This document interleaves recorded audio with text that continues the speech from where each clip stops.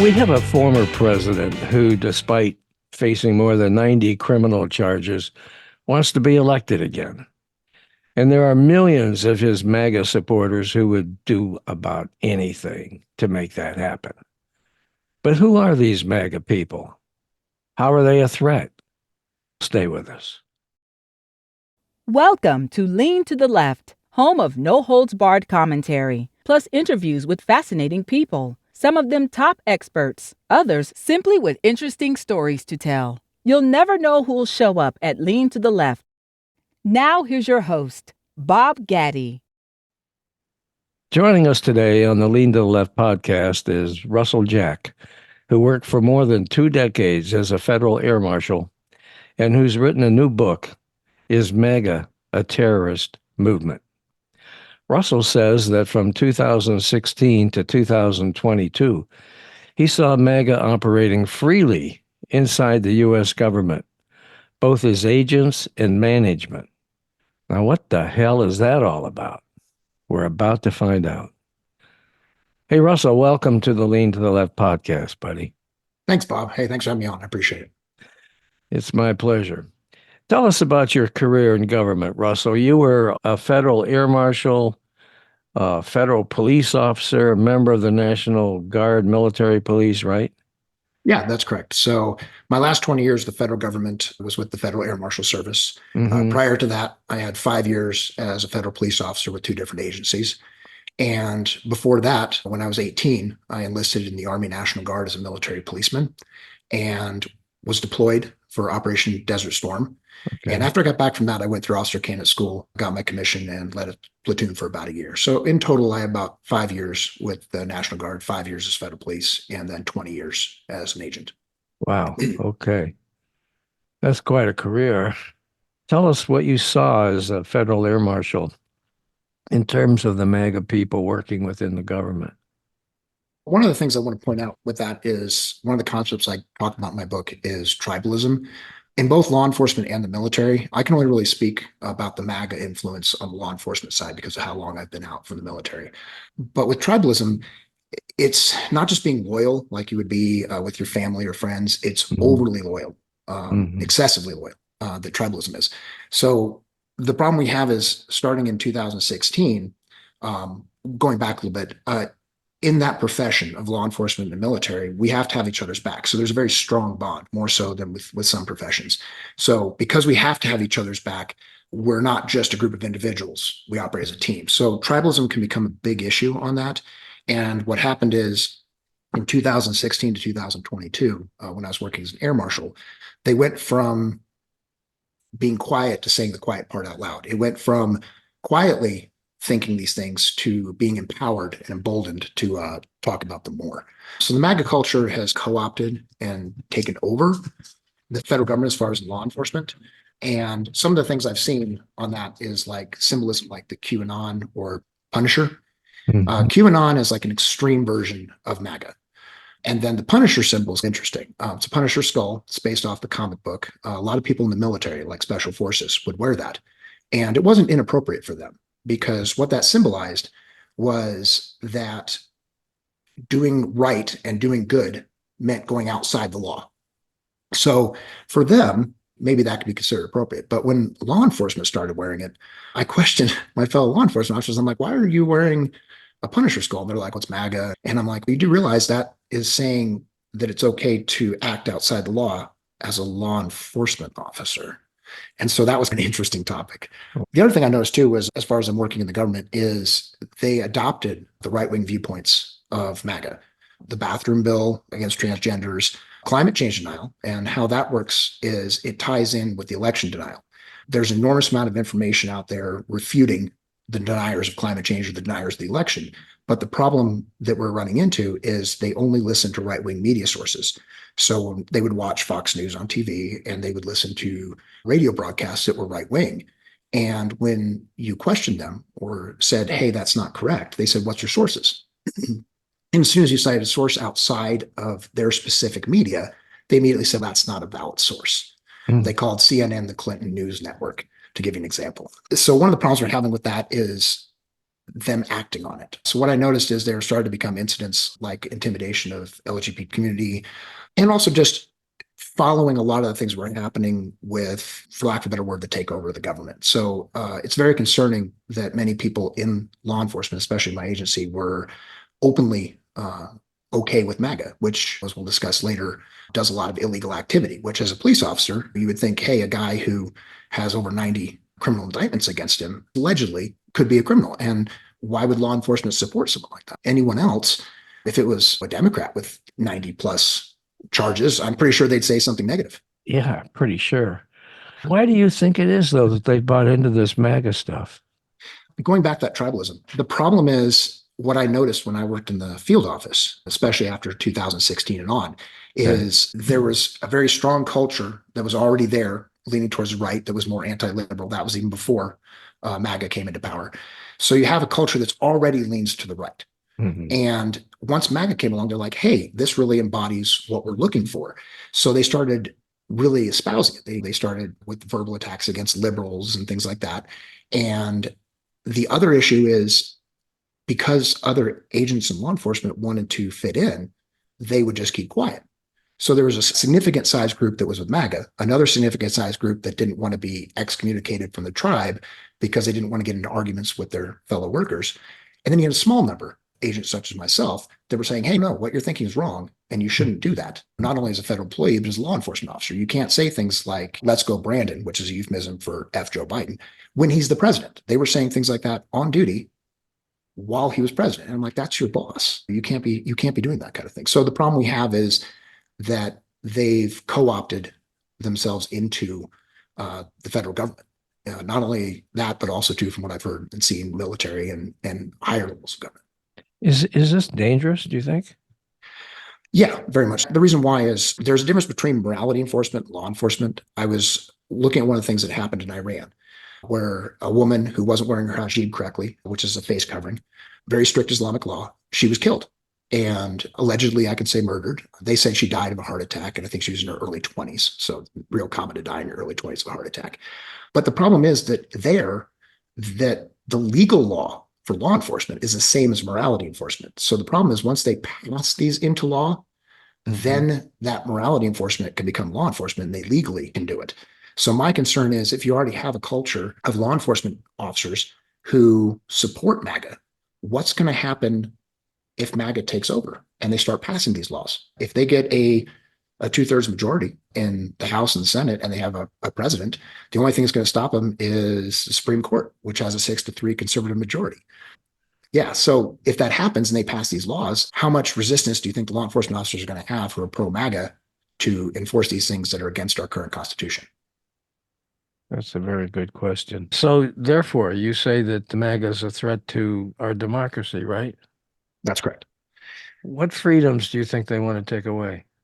I think the biggest thing is that they want to control the government and get a strong president at the top. And that's where the word fascism gets thrown around because it's pretty accurate. So once they get that one party rule and control, that's the threat to democracy, like we talked about, them having a 2/3 majority in Congress and then having a president. Then they can add amendments and they can take amendments away without any voter having a single input because we have a representative democracy. So we vote in people that we hope are going to do what we want. But the problem is once they have that majority, Congress can pass the laws and then they can be enforced.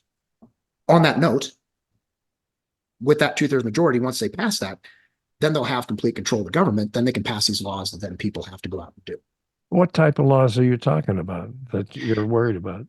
So, for example, the freedom of the press. Okay. Freedom of the press in 2019, Donald Trump said in a tweet, and I'm going to paraphrase because I don't want to say the exact quote, but he said that the free press is the enemy of the people. Okay, so this is the president of the United States saying that the United States government, because he represents it, the executive branch, is against the freedom of the press. And the reason they do that is they want to control the narrative. Okay, this is the same thing we've seen in other autocratic rule countries. If you look at China, okay, you look at what happened back in World War II with Germany. By controlling the narrative, they can now say, hey, it's illegal for you to say what we don't want you to say. And then you can only listen to the state-run media, which at that point will be MAGA. It'll be the right-wing news media. Okay. So that's the First Amendment. And also, too, like we talked about, some of the LGBTQ laws and things like that are religious based. The reason they're passing them isn't because they feel that they're a threat to them physically, it's because they don't want them around. So by passing these laws against individuals and individual groups, and then also trying to push forward an extreme version of Christianity in the coattails along with the MAGA movement, they're violating the First Amendment. They sure are. You say MAGA's a terrorist movement. Terrorism. Really? Terrorism is basically, and I'm going to paraphrase it, is using coercion, intimidation, violence, force to illegally using those methods to achieve political goals, especially if it's done against a civilian population. So when you look at the parameters of terrorism, it becomes pretty clear that a lot of the activities that have happened January 6th, where they violated the 12th Amendment. 12th Amendment is ratification of our votes. And by them stopping that, because the vote was stopped, they violated the 12th Amendment. That's January 6th was violent. They injured over 100 police officers. They killed police officers. And then there's many other examples also too. Paul Pelosi, Nancy Pelosi's husband, being attacked with a hammer. The man fractured his skull. The surrounding of the Biden bus. Here's an example of a civilian intimidation. So they surrounded that to intimidate them. And that's terrorism. The Let's Go Brandon comment. What that was is there was a NASCAR race and the reporter hearing it misheard them saying F Joe Biden. I'm sure you can fill in the F part. And that's a euphemism for the Let's Go Brandon is a euphemism for F Joe Biden. So that is also intimidation. The purpose to that is to cow liberals or non-MAGA people into silence. And then we go into that further on that. You have the death threats. Death threats have happened to election officials. They've happened to Democratic members of Congress. They've happened to people who are involved in prosecution of Donald Trump. So those are all examples of how they are a terrorist movement. What actions do you think could be taken to counteract MAGA? To counteract MAGA, I think the best way to counteract them is voting. Plans. Unfortunately, as I discussed in my book, you should never tell anyone how to vote. I'm not telling you how to vote if you're listening right now, but I want you to know how important that vote is and what it represents. So my problem is not, the title of my book is not, we should all be Democrats or Republicans suck or anything like that. Right. But my concern is that a vote for Republicans, we're in a two-party system. We've been forced into a two-party system in America. You either vote Democrat or you vote Republican, or you throw your vote away, basically. Third-party votes usually just take away from a Democrat or Republican. They don't actually win. Right. With this two-party system, if Donald Trump is the choice for president for them, if he's their nominee, if that occurs, and he's in the lead to get that, we can all see that. If that happens, Trump is Trump. And a vote for any Republican at that point will be a vote for MAGA and Trump. So the problem is, even if you have a Republican candidate that you like, that isn't president, but just a Republican candidate you like, the problem is by voting that person in, you're giving more power to the Republican Party, which is now the MAGA Party. So you're supporting, in pretty much directly, you're supporting a terroristic movement, in my opinion. So why did you decide to write the book? It's a big undertaking. it is. And to be honest with you, when I first wrote it, I didn't intend to become a writer or an author. I wrote it as a catharsis. I was very frustrated over the last 6 years. I spent working with people who were in the MAGA movement and who ostracized anyone who spoke against them, to include myself. So it was a very hostile work environment to work those last 6 years. And I'm not saying that in a bad way, as far as stuff you can't handle, but it has an effect on me. I've basically done my entire career, my entire adult life has been defending people and their freedoms, Americans defending their freedoms, not overseas as a soldier and here in law enforcement. And my biggest concern with that is the need to vote them out is so critical because the nature of what they're doing is unpatriotic. So the ways we can counteract it is by voting against them. And then also too, if you see them doing something illegal, that needs to be reported. We need to call the police on them. We need to film them from a safe distance, of course, and report that. And if the law enforcement officers aren't doing their job, either malfeasance, misfeasance, or nonfeasance, either deliberately doing wrong, not doing as well as they're trained, or just not getting involved, that's a criminal thing. That's something where they have to get involved legally. They have to protect every citizen. So if they're doing that, go ahead and hold them accountable. Go ahead and film them from a safe distance and then report it to their higher ups. If that doesn't work, you can always send it up to social media. The big advantage we have now is don't be silent. Unlike back in the 50s and 60s, people could get away with murder. some cases literally. Now, almost everybody has a cell phone with a camera on it, and you can live link to social media.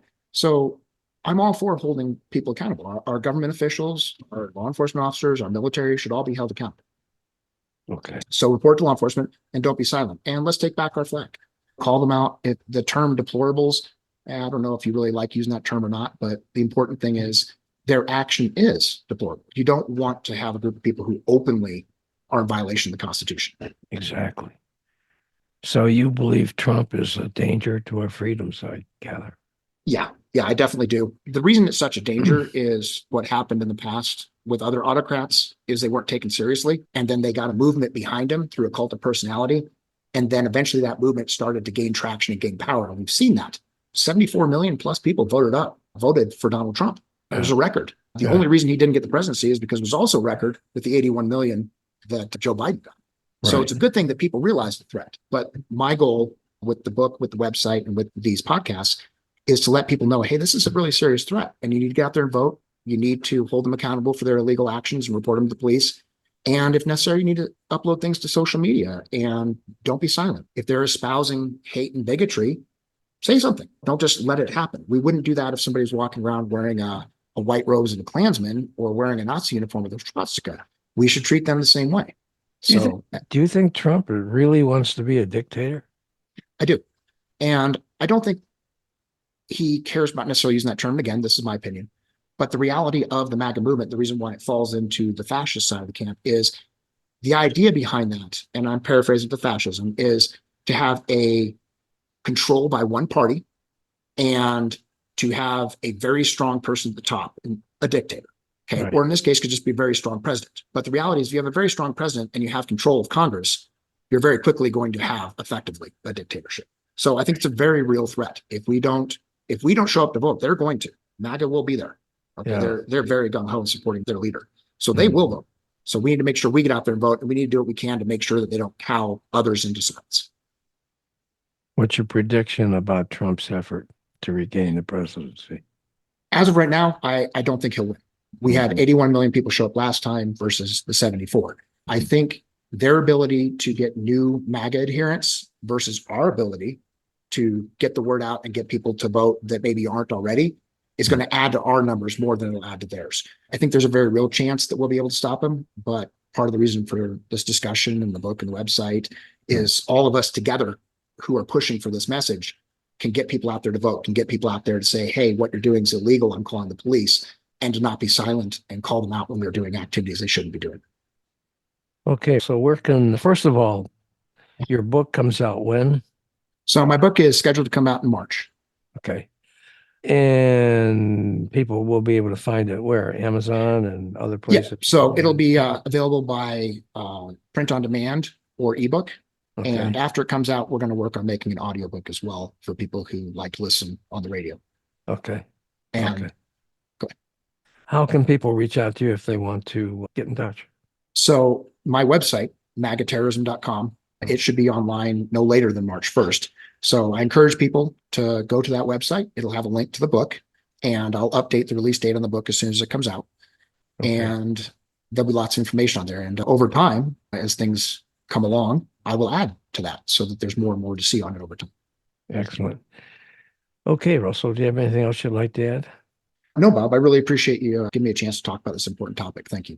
It's my pleasure. It is an important topic, and I hope you guys pick up his book when it's available and check out his website. So thank you very much, Russell. Thank you, Bob. Hey guys, thanks for watching. I hope you enjoyed this Lean to the Left video and you found it interesting and informative. Please visit on a regular basis and check out our interviews with guests on topics that focus on progressive politics and the important social issues of our time. Now, our interview shows stream on Mondays with special episodes on Thursdays. And you can check out upcoming shows, guests, and topics at podcast.leantotheleft.net. Subscribe to our audio version there and to our video shows here at YouTube. And follow us on social media. Facebook at Bob Gaddy and the Lean to the Left podcast. Now it's two. Bob Gaddy is one Facebook page. And the Lean to the Left podcast is a second Facebook page. Twitter at Lean to the Left 1, Instagram at Lean to the Left 1, TikTok at Lean to the Left, LinkedIn at Bob Gaddy, and YouTube at Lean to the Left. Now, I hope you'll support Lean to the Left as well so we can keep things going. Just click on the Donate tab at the top of the leantotheleft.net homepage and contribute by buying me a cup of coffee. That'll really help and would be much, much, much appreciated. Now, this is Bob Gaddy signing off for Lean to the Left. Thanks for sharing your time with us.